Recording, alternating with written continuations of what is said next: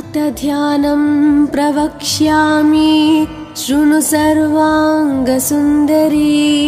यत्कृतं देवदेवेन ध्यानं हनुमतः प्रियम्।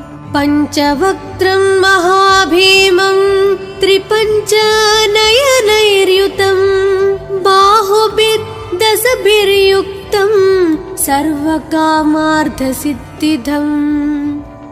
पूर्वं तु वानरं वक्त्रं कोटिसूर्यसमप्रभं दंष्ट्राकरालवदनं भ्रुकुटीकुटिलेक्षणम्। अस्यैव दक्षिणं वक्त्रं नारसिंहं महाद्भुतम् अत्युग्रतेजवपुषं भीषणं भयनाशनम्।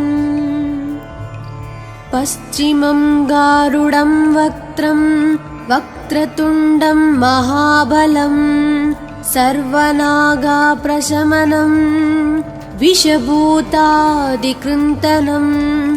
उत्तरं सौकरं वक्त्रं कृष्णं दीप्तं नभोपमं पातालसिंहवेताल ज्वररोगादिकृन्तनम्। ऊर्ध्वं हयाननं घोरं दानवान्तकरं परम् येन वक्त्रेण विप्रेन्द्र तारकख्यं महासुरम्। जगानसरसं तत्स्यात् सर्वशास्त्रहरं परं ध्यात्वा पञ्चमुखं रुद्रं हनुमन्तं दयानिधिम्। खड्गं त्रिशूलं खट्वाङ्गं पाशाङ्कुशपर्वतं मुष्टिं कौमदकीं वृक्षं धारयन्तं कमण्डलम्। बिन्दिपालं ज्ञानमुद्रां दशाभिमुनिपुङ्गवम् एतानि युधजालानि धारयन्तं भजाम्यहम्। प्रीतासनोपविष्टं तं सर्वाभरणभूषितं दिव्यमाल्याम्बरधरं दिव्यगन्धानुलेपनम्।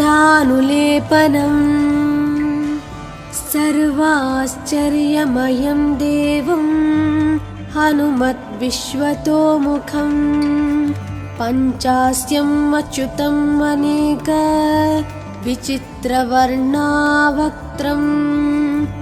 शशाङ्कशिखरं कपिराजवर्यं पीताम्बरादिमुकुटैरूपशोभिताङ्गम्। पिङ्गाक्षम् आद्यम् अनिशं मनसा स्मरामि। मर्कतीशं महोत्साहं सर्वाश्रुहरं परं शत्रुसंहारमां रक्ष श्रीमन्नापडनुद्धर। ॐ हरिमरकटमरकटमन्त्रमिदं परिलिख्यति लिख्यति वामतले। यदि नश्यति नश्यति शत्रुकलां यदि मुञ्चति मुञ्चति वामलता। इदं कवचं पठित्वात् महाकवच पठे नरः। एकवारं जपे स्तोत्रं सर्वशत्रुनिवारणम्। द्विवारं तु पठे नित्यं पुत्रपौत्राप्रवर्धनम्। त्रिवारं च पठे नित्यं सर्वसमाप्तकरं शुभम्। चतुर्वारं पठे नित्यं सर्वरोगनिवारणम्। पञ्चवारं पठे नित्यं सर्वलोकवशङ्करम्। षड्वारं च पठे नित्यं सर्वदेवावशङ्करम्। सप्तवारं पठे नित्यं सर्वसौभाग्यदायकम्।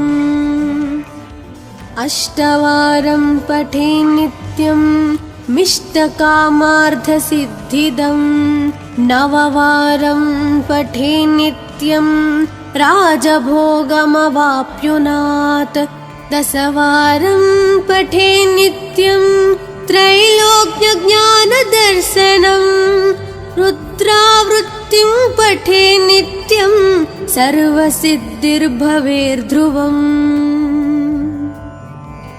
कवचस्मतरणेनैव महाबलमवाप्नुयात् सुदर्शनसंहितायां श्रीरामचन्द्रसीताप्रोक्तं श्रीपञ्चमुखहनुमत्कवचं सम्पूर्णम् अथ ध्यानं प्रवक्ष्यामि शृणु सर्वाङ्गसुन्दरी यत्कृतं देवदेवेन ध्यानं हनुमतः प्रियं पञ्चवक्त्रं महाभीमं त्रिपञ्चनयनैर्युतं बाहुभिर्दशभिर्युक्तं सर्वकामार्थसिद्धिदम् पूर्वं तु वानरं वक्त्रं कोटिसूर्यसमप्रभं दंष्ट्राकरालवदनं भ्रुकुटीकुटिलेक्षणम् अस्यैव दक्षिणं वक्त्रं नारसिंहं महाद्भुतम् अत्युग्रतेजवपुषं भीषणं भयनाशनम् अथ ध्यानं प्रवक्ष्यामि शृणु सर्वाङ्गसुन्दरी यत्कृतं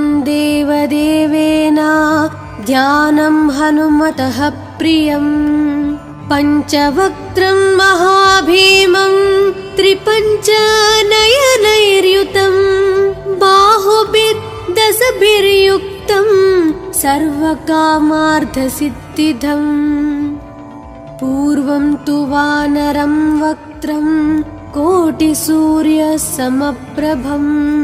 दंष्ट्राकरालवदनं भ्रुकुटीकुटिलेक्षणम् अस्यैव दक्षिणं वक्त्रं नारसिंहं महाद्भुतम् अत्युग्रतेजवपुषं भीषणं भयनाशनम् पश्चिमं गारुडं वक्त्रं वक्रतुण्डं महाबलं सर्वनागाप्रशमनं विषभूतादिकृन्तनम् उत्तरं सौकरं वक्त्रं कृष्णं दीप्तं नभोपमं पातालसिंहवेताला ज्वररोगादिकृन्तनम् ऊर्ध्वं हयाननं घोरं दानवान्तकरं परम् येन वक्त्रेण विप्रेन्द्र तारकख्यं महासुरं जगानसरसं तत्स्यात् सर्वशास्त्रहरं परं ध्यात्वा पञ्चमुखं रुद्रं हनुमन्तं दयानिधिम् खड्गं त्रिशूलं खट्वाङ्गं पाशाङ्कुशपर्वतं मुष्टिं कौमदकीं वृक्षं धारयन्तं कमण्डलं बिन्दिपालं ज्ञानमुद्रां दशाभिमुनिपुङ्गवम् एतानि युधजालानि धारयन्तं भजाम्यहम् प्रीतासनोपविष्टं तं सर्वाभरणभूषितं दिव्यमाल्याम्बरधरं दिव्यगन्धानुलेपनम् सर्वाश्चर्यमयं देवं हनुमद्विश्वतोमुखं पञ्चास्यम् अच्युतम् अनेक विचित्रवर्णावक्त्रं शशाङ्कशिखरं कपिराजवर्यं पीताम्बरादिमुखतैरूपशोभिताङ्गम् पिङ्गाक्षम् आद्यम् अनिशम् मनसा स्मरामि। मर्कतीशं महोत्साहं सर्वाश्रुहरं परं शत्रुसंहार मां रक्ष श्रीमन्नापडनुद्धर। ॐ हरिमरकटमरकटमन्त्रमिदं परिलिख्यति लिख्यति वामतले यदि नश्यति नश्यति शत्रुकलां यदि मुञ्चति मुञ्चति वामलता।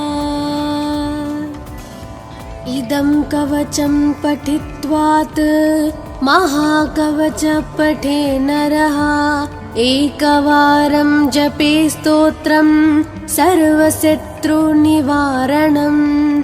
द्विवारं तु पठे नित्यं पुत्रपौत्रा प्रवर्धनम्। त्रिवारं च पठे नित्यं सर्वसमाप्तकरं शुभम्। चतुर्वारं पठे नित्यं सर्वरोगनिवारणम्। पञ्चवारं पठे नित्यं सर्वलोकवशङ्करम्।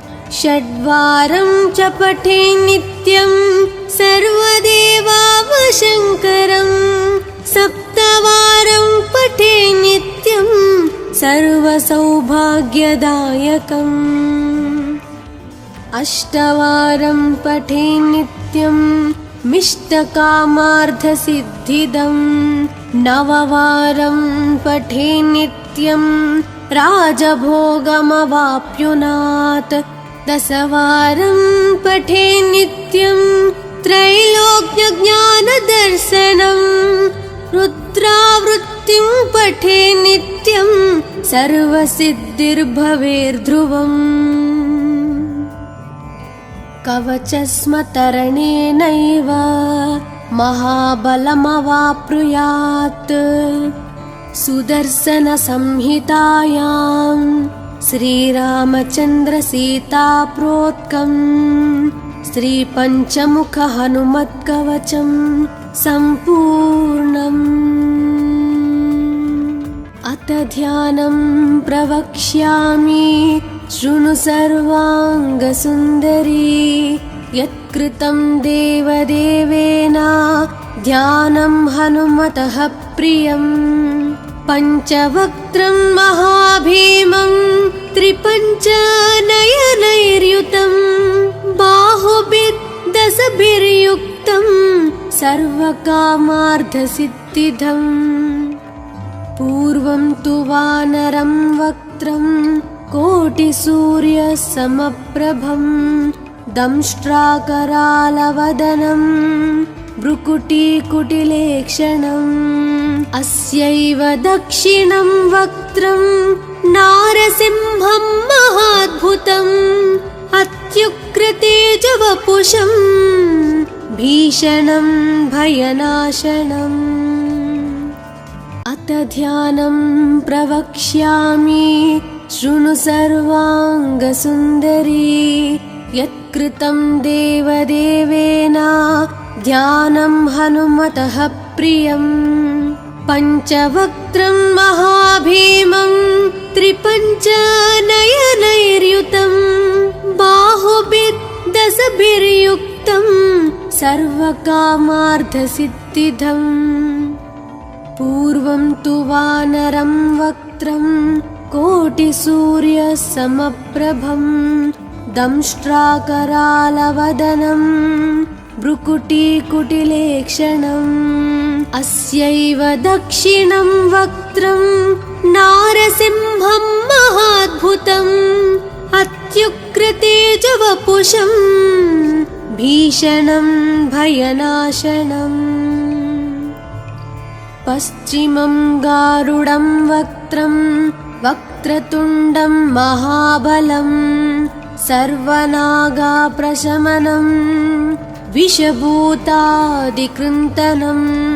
उत्तरं सौकरं वक्त्रं कृष्णं दीप्तं नभोपमं पातालसिंहवेताल स्वररोगादिकृन्तनम् ऊर्ध्वं हयाननं घोरं दानवान्तःकरं परम् येन वक्त्रेण विप्रेन्द्र तारकख्यं महासुरम् जगान सरसं तत्स्यात् सर्वशास्त्रहरं परं ध्यात्वा पञ्चमुखं रुद्रं हनुमन्तं दयानिधिम् खड्गं त्रिशूलं खट्वाङ्गं पाशाङ्कुशपर्वतं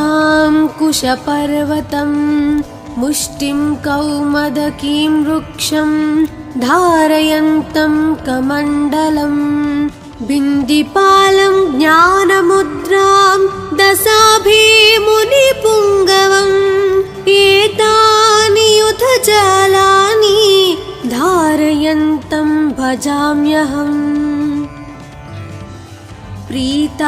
प्रीतासनोपविष्टं तं सर्वाभरणभूषितं दिव्यमाल्याम्बरधरं दिव्यगन्धानुलेपनम् सर्वाश्चर्यमयं देवं हनुमद्विश्वतोमुखं पञ्चास्यम् अच्युतम् अनेक विचित्रवर्णावक्त्रं शशाङ्कशिखरं कपिराजवर्यं पीताम्बरादिमुखतैरूपशोभिताङ्गम् पिङ्गाक्षम् आद्यम् अनिशं मनसा स्मरामि मर्कतीशं महोत्साहं सर्वाश्रुहरं परं शत्रुसंहार मां रक्ष श्रीमन्नापडनुद्धर ॐ हरिमरकटमरकटमन्त्रमिदं परिलिख्यति लिख्यति वामतले यदि नश्यति नश्यति शत्रुकलां यदि मुञ्चति मुञ्चति वामलता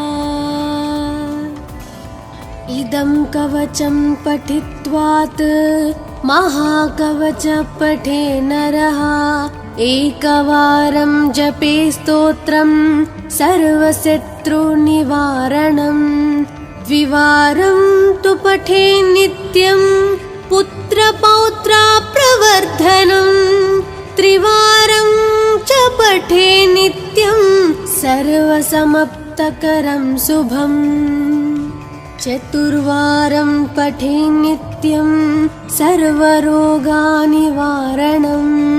पञ्चवारं पठे नित्यं सर्वलोकवशङ्करम् षड्वारं च पठे नित्यं सर्वदेवावशङ्करम् सप्तवारं पठे नित्यं सर्वसौभाग्यदायकम् अष्टवारं पठे नित्यं मिष्टकामार्थसिद्धिदम् नववारं पठे नित्यं राजभोगमवाप्नुयात् दशवारं पठे नित्यं त्रैलोक्यज्ञानदर्शनम् रुद्रावृत्तिं पठे नित्यं सर्वसिद्धिर्भवेर्ध्रुवम् कवचस्मतरणेनैव महाबलमवाप्नुयात् सुदर्शनसंहितायां श्रीरामचन्द्रसीताप्रोक्तं श्रीपञ्चमुखहनुमत्कवचं सम्पूर्णम् अथ ध्यानं प्रवक्ष्यामि शृणु सर्वाङ्गसुन्दरी यत्कृतं देवदेवेन ध्यानं हनुमतः प्रियम् पञ्चवक्त्रं महाभीमं त्रिपञ्चनयनैर्युतं बाहुभिर्दशभिर्युक्तं सर्वकामार्थसिद्धिदम् पूर्वं तु वानरं वक्त्रं कोटिसूर्यसमप्रभं दंष्ट्राकरालवदनं भ्रुकुटीकुटिलेक्षणम् अस्यैव दक्षिणं वक्त्रं नारसिंहं महाद्भुतम् अत्युग्रतेजवपुषं भीषणं भयनाशनम् अत ध्यानं प्रवक्ष्यामि शृणु सर्वाङ्गसुन्दरी यत्कृतं देवदेवेन ध्यानं हनुमतः प्रियम् पञ्चवक्त्रं महाभीमं त्रिपञ्चनयनैर्युतं बाहुभिर्दशभिर्युक्तं सर्वकामार्थसिद्धिदम् पूर्वं तु वानरं वक्त्रं कोटिसूर्यसमप्रभं दंष्ट्राकरालवदनं भ्रुकुटीकुटिलेक्षणम् अस्यैव दक्षिणं वक्त्रं नारसिंहं महाद्भुतम् अत्युग्रतेजवपुषं भीषणं भयनाशनम् पश्चिमं गारुडं वक्त्रं वक्रतुण्डं महाबलं सर्वनागाप्रशमनं विषभूतादिकृन्तनम् उत्तरं सौकरं वक्त्रं कृष्णं दीप्तं नभोपमं पातालसिंहवेताल ज्वररोगादिकृन्तनम् ऊर्ध्वं हयाननं घोरं दानवान्तकरं परं येन वक्त्रेण विप्रेन्द्र तारकख्यं महासुरं जगान सरसं तत्स्यात् सर्वशास्त्रहरं परं ध्यात्वा पञ्चमुखं रुद्रं हनुमन्तं दयानिधिम् खड्गं त्रिशूलं खट्वाङ्गं पाशाङ्कुशपर्वतं मुष्टिं कौमदकीं वृक्षं धारयन्तं कमण्डलं बिन्दिपालं ज्ञानमुद्रां दशाभिमुनिपुङ्गवम् एतानि युधजालानि धारयन्तं भजाम्यहम्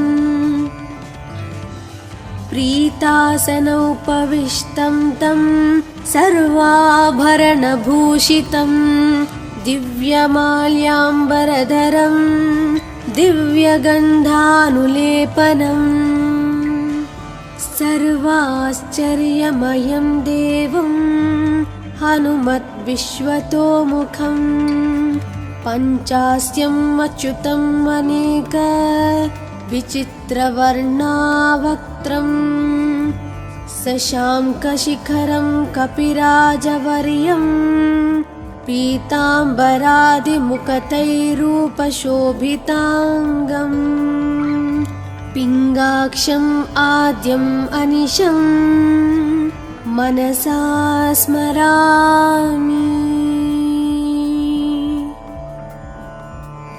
मर्कतीशं महोत्साहं सर्वाश्रुहरं परं शत्रुसंहार मां रक्ष श्रीमन्नापडनुद्धर ॐ हरिमरकटमरकटमन्त्रमिदं परिलिख्यति लिख्यति वामतले यदि नश्यति नश्यति शत्रुकलां यदि मुञ्चति मुञ्चति वामलता इदं कवचं पठित्वात् महाकवच पठे नरः एकवारं जपे स्तोत्रं सर्वशत्रुनिवारणं द्विवारं तु पठे नित्यं पुत्रपौत्राप्रवर्धनं त्रिवारं च पठे नित्यं सर्वसमाप्तकरं शुभम् चतुर्वारं पठे नित्यं सर्वरोगनिवारणं पञ्चवारं पठे नित्यं सर्वलोकवशङ्करं षड्वारं च पठे नित्यं सर्वदेवावशङ्करं सप्तवारं पठे नित्यं सर्वसौभाग्यदायकम् अष्टवारं पठे नित्यं मिष्टकामार्थसिद्धिदं नववारं पठे नित्यं राजभोगमवाप्नुयात् दशवारं पठे नित्यं त्रैलोक्यज्ञानदर्शनं रुद्रावृत्तिं पठे नित्यं सर्वसिद्धिर्भवेर्ध्रुवम् कवचस्मतरणेनैव महाबलमवाप्नुयात् सुदर्शनसंहितायां श्रीरामचन्द्रसीताप्रोक्तं श्रीपञ्चमुखहनुमत्कवचं सम्पूर्णम् अथ ध्यानं प्रवक्ष्यामि शृणु सर्वाङ्गसुन्दरी यत्कृतं देवदेवेन ध्यानं हनुमतः प्रियम् पञ्चवक्त्रं महाभीमं त्रिपञ्चनयनैर्युतं बाहुभिर्दशभिर्युक्तं सर्वकामार्थसिद्धिदम् पूर्वं तु वानरं वक्त्रं कोटिसूर्यसमप्रभं दंष्ट्राकरालवदनं भ्रुकुटीकुटिलेक्षणम् अस्यैव दक्षिणं वक्त्रं नारसिंहं महाद्भुतम् अत्युग्रतेजवपुषं भीषणं भयनाशनम् अथ ध्यानं प्रवक्ष्यामि शृणु सर्वाङ्गसुन्दरी यत्कृतं देवदेवेन ध्यानं हनुमतः प्रियम् पञ्चवक्त्रं महाभीमं त्रिपञ्चनयनैर्युतं बाहुभिर्दशभिर्युक्तं सर्वकामार्थसिद्धिदम् पूर्वं तु वानरं वक्त्रं कोटिसूर्यसमप्रभं दंष्ट्राकरालवदनं भ्रुकुटीकुटिलेक्षणम् अस्यैव दक्षिणं वक्त्रं नारसिंहं महाद्भुतम् अत्युग्रतेजवपुषं भीषणं भयनाशनम् पश्चिमं गारुडं वक्त्रं वक्रतुण्डं महाबलं सर्वनागाप्रशमनं विषभूतादिकृन्तनम् उत्तरं सौकरं वक्त्रं कृष्णं दीप्तं नभोपमं पातालसिंहवेताल ज्वररोगादिकृन्तनम् ऊर्ध्वं हयाननं घोरं दानवान्तकरं परं येन वक्त्रेण विप्रेन्द्र तारकख्यं महासुरं जगानसरसं तत्स्यात् सर्वशास्त्रहरं परं ध्यात्वा पञ्चमुखं रुद्रं हनुमन्तं दयानिधिम् खड्गं त्रिशूलं खट्वाङ्गं पाशाङ्कुशपर्वतं मुष्टिं कौमदकीं वृक्षं धारयन्तं कमण्डलं बिन्दिपालं ज्ञानमुद्रां दशाभिमुनिपुङ्गवम् एतानि युधजालानि धारयन्तं भजाम्यहम् प्रीतासनोपविष्टं तं सर्वाभरणभूषितं दिव्यमाल्याम्बरधरं दिव्यगन्धानुलेपनम् सर्वाश्चर्यमयं देवं हनुमद्विश्वतोमुखं पञ्चास्यम् अच्युतम् अनेक विचित्रवर्णावक्त्रम् शशाङ्कशिखरं कपिराजवर्यं पीताम्बरादिमुखतैरूपशोभिताङ्गम् पिङ्गाक्षम् आद्यम् अनिशम् मनसा स्मरामि। मर्कतीशं महोत्साहं सर्वाश्रुहरं परं शत्रुसंहार मां रक्ष श्रीमन्नापडनुद्धर।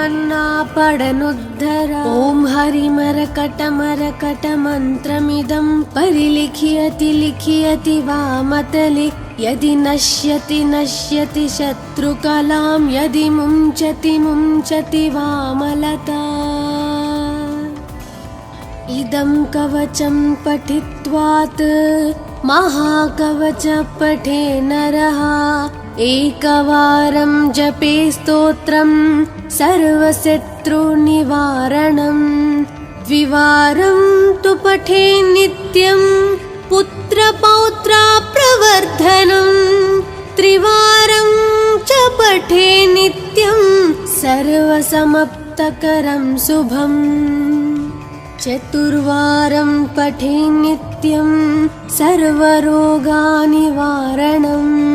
पञ्चवारं पठे नित्यं सर्वलोकवशङ्करं षड्वारं च पठे नित्यं सर्वदेवावशङ्करं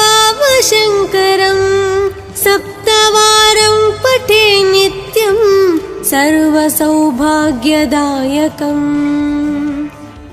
अष्टवारं पठे नित्यं मिष्टकामार्थसिद्धिदं नववारं पठे नित्यं राजभोगमवाप्नुयात् दशवारं पठे नित्यं त्रैलोक्यज्ञानदर्शनं रुद्रावृत्तिं पठे नित्यं सर्वसिद्धिर्भवेर्ध्रुवम्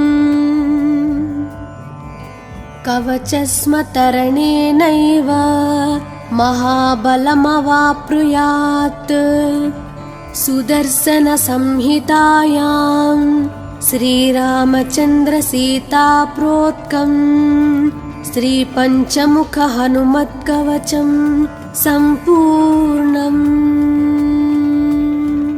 अथ ध्यानं प्रवक्ष्यामि शृणु सर्वाङ्गसुन्दरी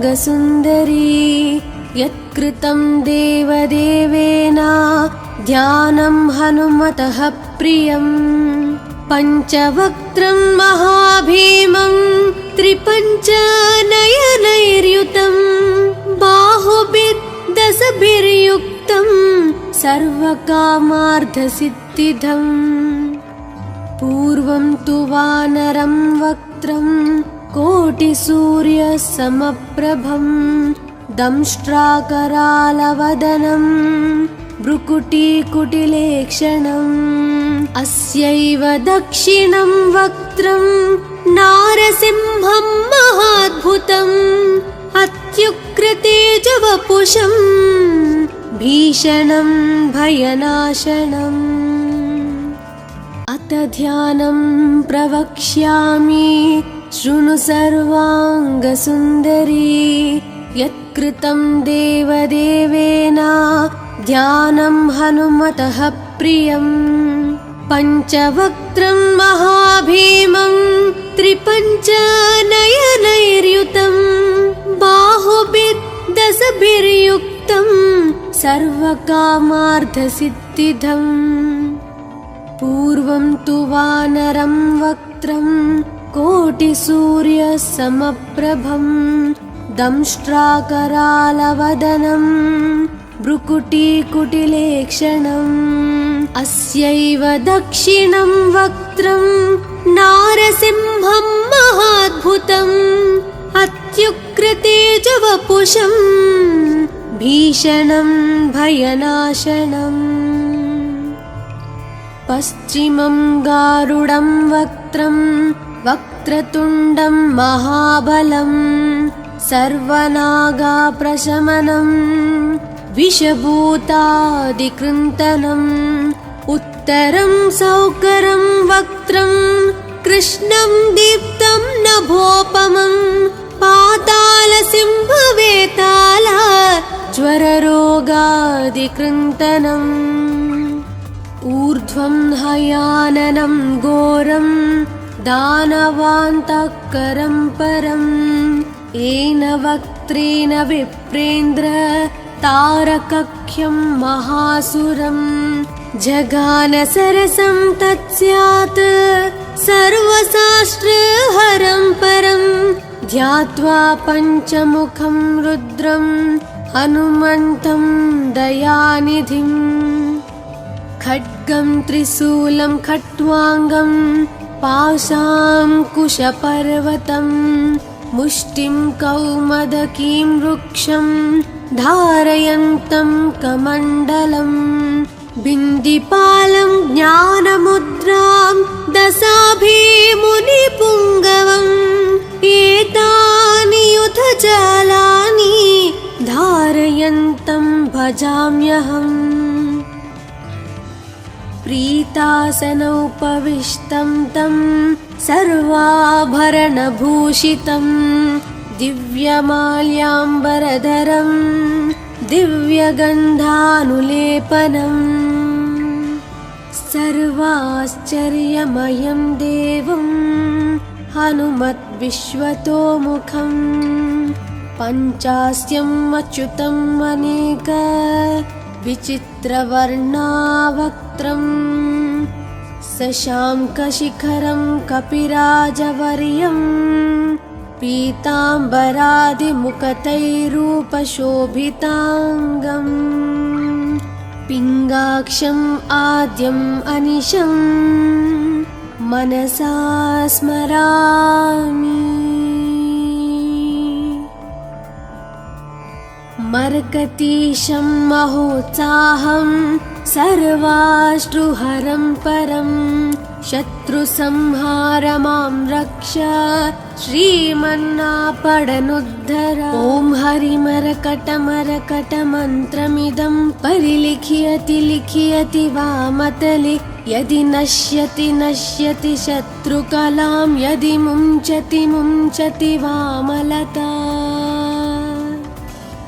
इदं कवचं पठित्वात् महाकवच पठे नरः एकवारं जपे स्तोत्रं सर्वशत्रुनिवारणं द्विवारं तु पठे नित्यं पुत्रपौत्राप्रवर्धनं त्रिवारं च पठे नित्यं सर्वसमाप्तकरं शुभम् चतुर्वारं पठे नित्यं सर्वरोगनिवारणं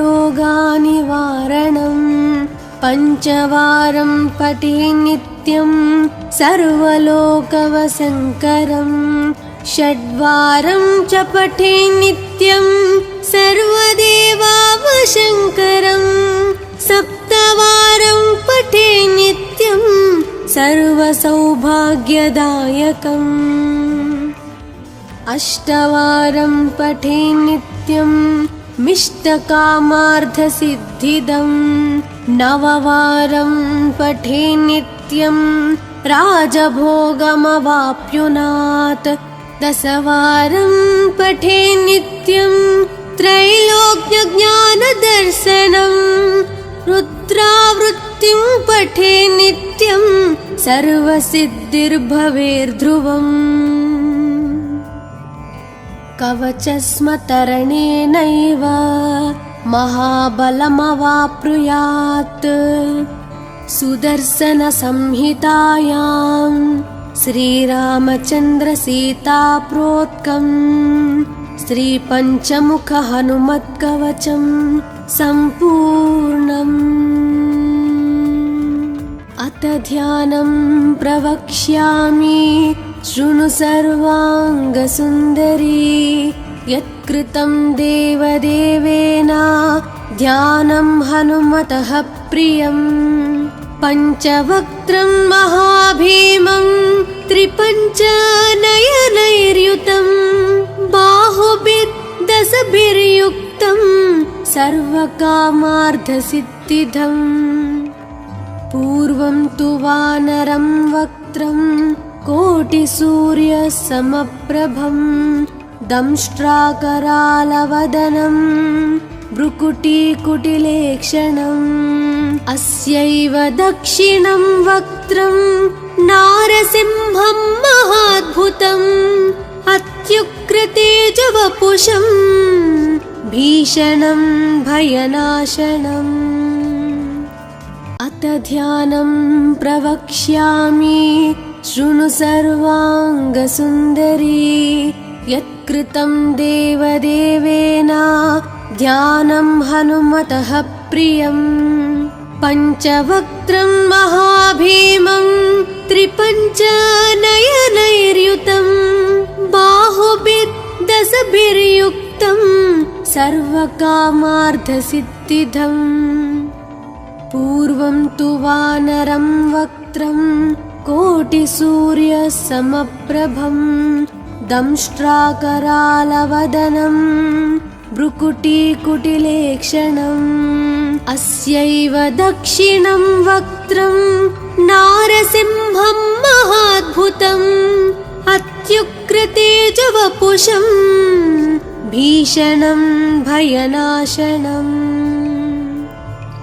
पश्चिमं गारुडं वक्त्रं वक्रतुण्डं महाबलं सर्वनागाप्रशमनं विषभूतादिकृन्तनम् उत्तरं सौकरं वक्त्रं कृष्णं दीप्तं नभोपमं पातालसिंहवेताला ज्वररोगादिकृन्तनम् ऊर्ध्वं हयाननं घोरं दानवान्तकरं परम् येन वक्त्रेण विप्रेन्द्र तारकख्यं महासुरं जगानसरसं तत्स्यात् सर्वशास्त्रहरं परं ध्यात्वा पञ्चमुखं रुद्रं हनुमन्तं दयानिधिम् खड्गं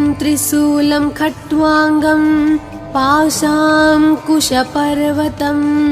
मुष्टिं कौमदकीं वृक्षं धारयन्तं कमण्डलं बिन्दिपालं ज्ञानमुद्रां दशाभिमुनिपुङ्गवम् एतानि युधजालानि धारयन्तं भजाम्यहम्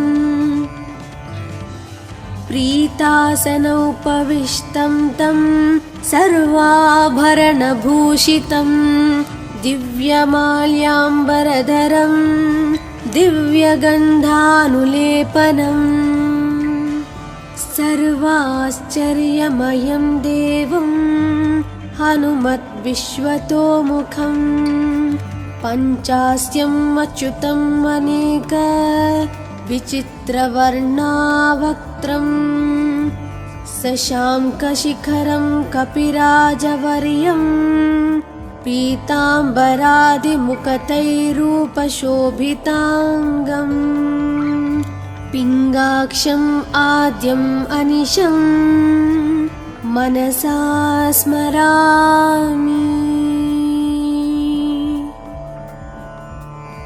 मर्कतीशं महोत्साहं सर्वाश्रुहरं परं शत्रुसंहार मां रक्ष श्रीमन्नापडनुद्धर ॐ हरिमरकटमरकटमन्त्रमिदं परिलिख्यति लिख्यति वामतले यदि नश्यति नश्यति शत्रुकलां यदि मुञ्चति मुञ्चति वामलता इदं कवचं पठित्वात् महाकवच पठे नरः एकवारं जपे स्तोत्रं सर्वशत्रुनिवारणं द्विवारं तु पठे नित्यं पुत्रपौत्राप्रवर्धनं त्रिवारं च पठे नित्यं सर्वसमप्तकरं शुभम् चतुर्वारं पठे नित्यं सर्वरोगानिवारणम् पञ्चवारं पठे नित्यं सर्वलोकवशङ्करम् षड्वारं च पठे नित्यं सर्वदेवावशङ्करम् सप्तवारं पठे नित्यं सर्वसौभाग्यदायकम् अष्टवारं पठे नित्यं मिष्टकामार्थसिद्धिदम् नववारं पठे नित्यं राजभोगमवाप्नुयात् दशवारं पठे नित्यं त्रैलोक्यज्ञानदर्शनम् रुद्रावृत्तिं पठे नित्यं सर्वसिद्धिर्भवेर्ध्रुवम् कवचस्मतरणेनैव महाबलमवाप्नुयात् सुदर्शनसंहितायां श्रीरामचन्द्रसीताप्रोक्तं श्रीपञ्चमुखहनुमत्कवचं सम्पूर्णम् अथ ध्यानं प्रवक्ष्यामि शृणु सर्वाङ्गसुन्दरी यत्कृतं देवदेवेन ध्यानं हनुमतः प्रियम् पञ्चवक्त्रं महाभीमं त्रिपञ्चनयनैर्युतं बाहुभिर्दशभिर्युक्तं सर्वकामार्थसिद्धिदम् पूर्वं तु वानरं वक्त्रं कोटिसूर्यसमप्रभम् दंष्ट्राकरालवदनं भ्रुकुटीकुटिलेक्षणम् अस्यैव दक्षिणं वक्त्रं नारसिंहं महाद्भुतम् अत्युग्रतेजवपुषं भीषणं भयनाशनम्